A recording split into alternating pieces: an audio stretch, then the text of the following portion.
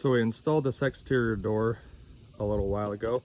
We're back here to do some other work at this house, and we're capping off this brick mold. This door came with a wooden brick mold. The customer doesn't want the maintenance of having to paint it, so we're capping it with aluminum. I got this side temporarily tacked in place with one aluminum nail. And I will show you, we're not doing a very detailed multi-step bend to try to fit the exact contour of the brick mold. We're just going with something pretty basic.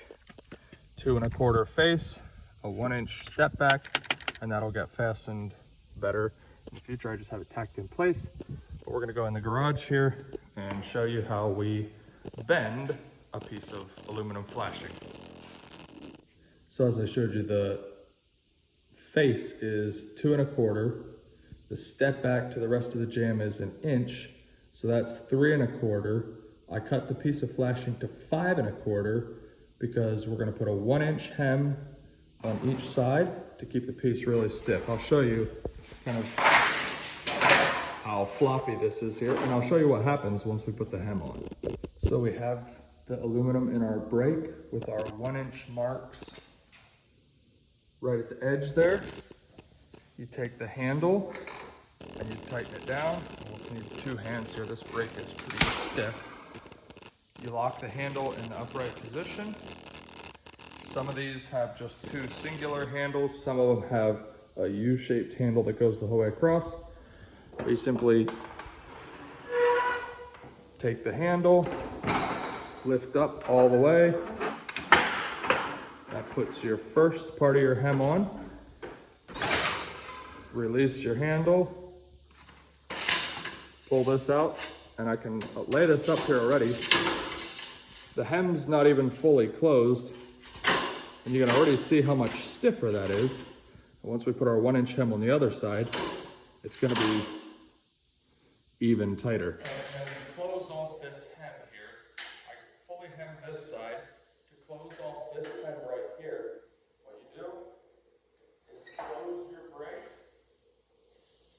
lay it on top like this, and then simply close your brake. If your brake is fastened down in a job trailer or something, it's one thing because it doesn't move around. Mine's just sitting on sawhorses, so you kind of have to make sure it doesn't move too much when you close your handle. So now you have a fully closed hem, and your piece flexes a little bit, but it's much stiffer and straighter. And now you're ready to make your bend for your 2 1/4 and your 1-inch return.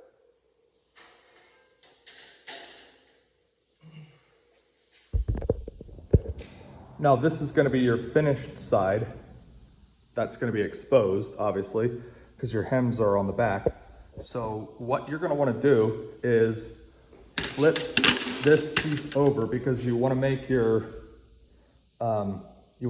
cuts, or you want to make your marks on the back side here, because you're bending a 90-degree bend where the outside of your piece is going to be the part that has like your pretty side. Sometimes you'll bend a piece where the nice side will be the inside of the 90. Here you're marking it where the nice side is going to be the outside of your 90. So you want to make your mark on your back side. We don't actually have to mark this though, because our hem is a 1-inch hem, and one of our legs of our bend has to be 1 inch. So we'll just hook this on here, and I'll show you. From 3 1/4 to 2 1/4, that hem actually got slightly over 1 inch, which doesn't matter, but you can see this hem is exactly 1 inch. So what we're gonna do is we're gonna put this side right here in the brake, and we'll just use this edge of our hem as our marker for our 1-inch return on that bend. So as I said, we'll flip this around, and we'll line up, close the brake a little bit to hold the piece a little bit. We'll line up the edge of that hem with the edge of our clamp. We'll tighten down the brake, and this one does not have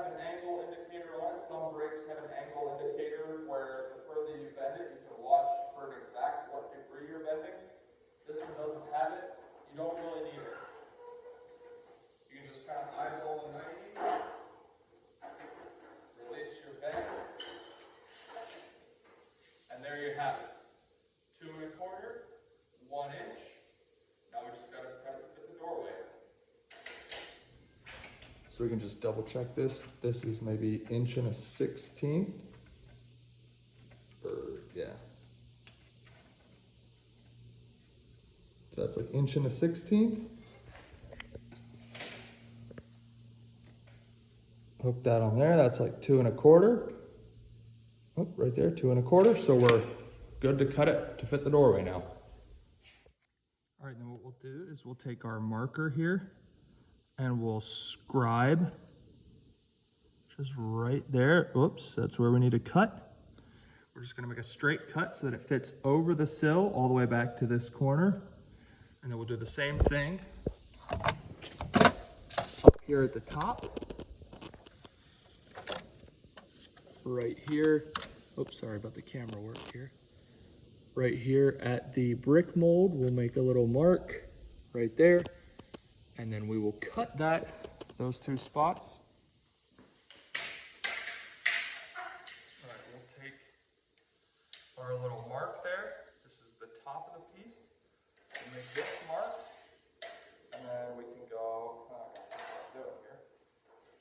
We'll line this part of the square up with this mark. We'll make a 45 cut. And then that will fit at the top of the door. This will be the little 1 inch setback, and then this piece will go up to meet the corner. And then down here on the bottom of our piece, we'll flip this and make one little mark there.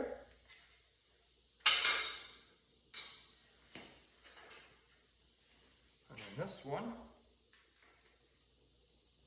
we can cut right along there.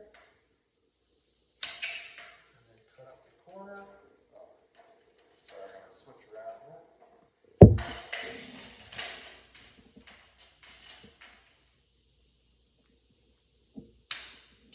There we go.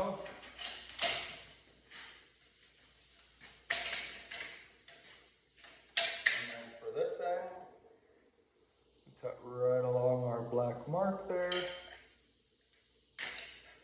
Okay, that's through. And when you're writing with permanent marker, it's probably a bad idea, but as long as you take the line completely off,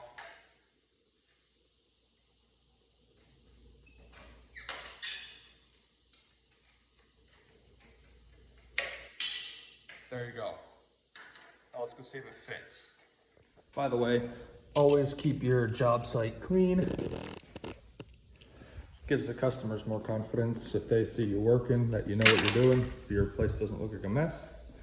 All right, let's take this piece here and we'll go test fit it. I guess we can't do an exact fit because we're going to have to take the doorbell off and put that through. But it fits. You can see it's resting on the ground down there. And it's a very tight fit there at the corner as far as height. And yeah, then we'll put our top piece across and that'll be good. So I got both sides attached. I got the doorbell attached. I did think of one thing that I think I did wrong.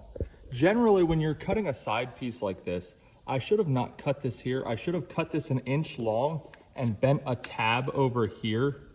Now this door is not gonna, water's not gonna leak in here just because I didn't put a tab here, because these doors don't leak. This is just a capping to protect our wood brick mold so that the homeowner never has to worry about painting the brick mold. So that's basically what this is, just a protective cap for the wood.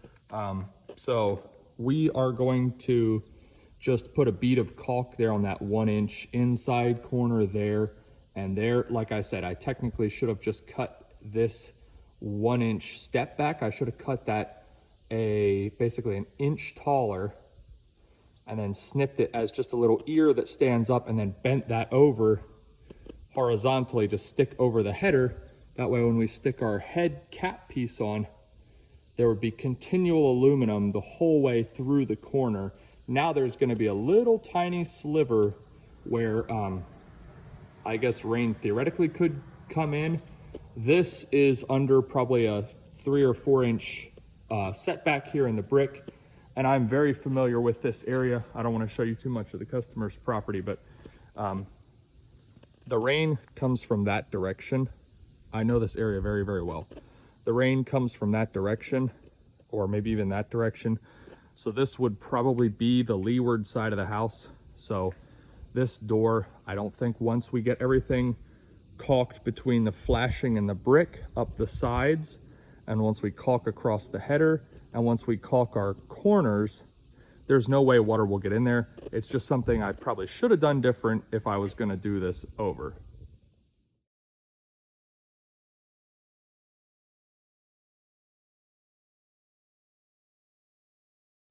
All right, so we got this capping all on. I got rained out for a little bit, so I had to pause for a second, but we got the capping all on.